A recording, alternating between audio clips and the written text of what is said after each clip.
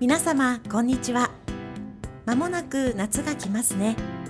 4月から新生活を始められた方や新しいことにチャレンジし始めた方もやっと夏を考えられる余裕が出た頃ではないでしょうか。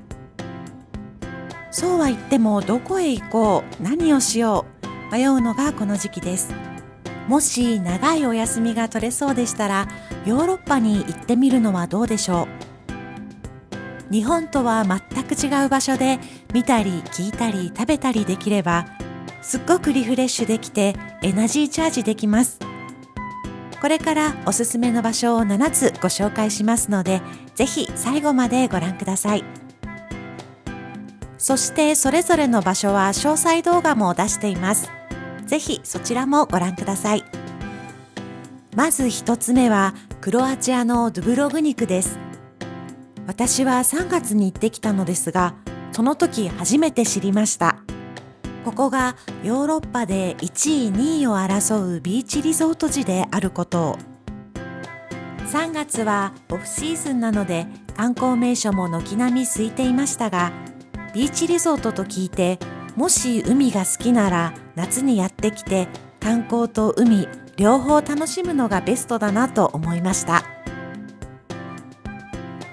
日本から直行便はないのですが、飛行機のチケットは経由便にした方が安くなることがあります。長いお休みが取れそうな夏休み、ぜひドゥブログニクにお出かけになられてみてはいかがですか。特におすすめなのが食事です。おそらくどこで何を食べても美味しいのではないかなと思います。物価も他の国よりは日本人のお財布に優しめです。そして絶対に見逃してほしくないのがスルジ山から見るアドリア海のサンセット。夏の夕日が沈むのを見るときにはきっと涙を流すのではないかなと思うほどの絶景です。続いてはチェコプラハです。私昔寒い時期にプラハに行ったことがあって、寒い時期に行くと曇り空の日が多くどよーんとした空気感が続くのでなんとなくイメージが暗かったんですよね。ですが昨年夏にプラハに行った時には青空が広がってすべての歴史的な建物が輝いて見えました。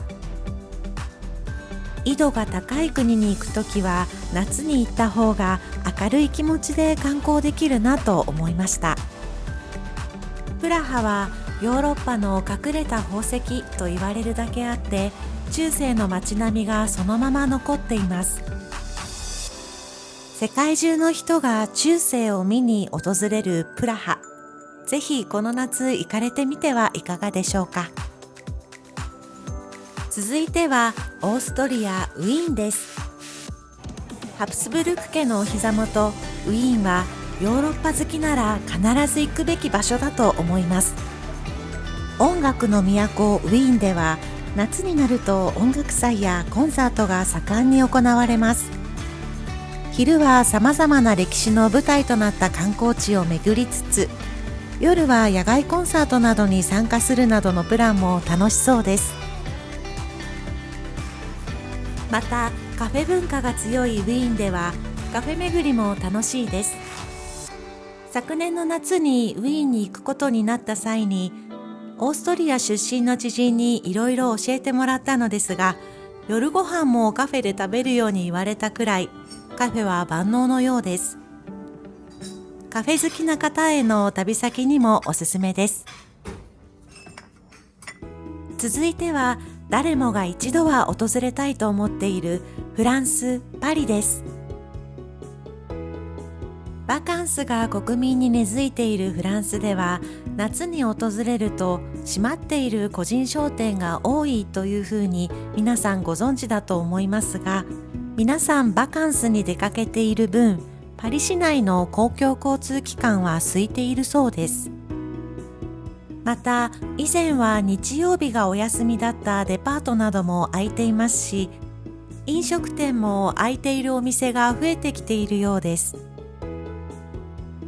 美術館も休館日の多い月曜日や火曜日を除けば、逆に水曜日、金曜日などは夜遅くまで空いていますし、夏だからこそ楽しめる美術館の巡り方ができると思います。パリに行ったら絶対に行くべき場所、注意事項やお得情報などは私のパリ動画の方でお話ししていますので、ここでは控えますが、パリ夏でもおすすめです。続いてはドイツ・ミュンヘンです。ドイツ観光で絶大な人気を誇るロマンチック街道、ミュンヘンを起点に巡る方も多いです。そしてミュンヘンやロマンチック街道も私は夏に行く方が楽しいと思います。日本の夏に比べると過ごしやすく、日中も観光に出かけやすいです。そして何より夏に飲むビールが最高に美味しい。夏のドイツ旅でビールの飲み比べをするのも楽しいのではないでしょうか。ミュンヘンはバイエルンの歴史を知ってから行った方が楽しめます。私の動画でも少し触れていますので、ぜひご覧ください。続いてはポルトガルのリスボンです。実は私が今ヨーロッパで一番おすすめなのはリスボンです。物価も高くなく、食事も美味しく、治安も良い。旅先として今一番私の中でおすすめの場所です。治安の良さを物語っているなぁと思ったのは、シニアの旅行者の方が多いことです。レストランなどで周りに座っている方を見渡してみると、英語を話すシニアのカップルやご家族の方が本当に多かったんです。教会などではゆっくりと鑑賞し、夕方になるとまったりとアペリティフを楽しんでいるシニアの方たちをたくさん見かけて、本当にポルトガルは治安がいいんだなというふうに感じました。私もポルトガルにはまた絶対に行こうと思っています。日本から直行便がないので少し遠めではありますが、長い休みが取れるようでしたら、ぜひこの夏お出かけになられてみてはいかがでしょうか。そして最後にイタリア・ローマです。街を歩けば世界遺産にあたるローマ。ローマウォーキングツアーもあるように、歩いて巡るにはもってこいの観光地です。私も実際ほぼ歩いて巡りましたので、その動画を出しています。ぜひご覧ください。コロッセオ、バチカン美術館、トレビの泉、パンテオン、どこを切り取ってもローマらしい風景が広がっています。イタリアはミラノからローマまで縦断するツアーがたくさん旅行者から出ていますが、ローマだけでも3、4日は必ず滞在したいところです。もしパッケージツアーでイタリア縦断ツアーに行かれる際には、ローマ滞在が長いものを選んでください。バチカン美術館に入ろうと思ったら、バチカン美術館だけで1日かかります。私は4泊5日で前回滞在しましたが、あそこも行けばよかった、ここも行けばよかったというところがまだまだあります。夏旅に向けたヨーロッパダイジェスト動画いかがでしたか？飛行機やホテルも場所によってはまだ間に合うところがあります。ぜひ動画を参考にして旅の計画を練ってみてください。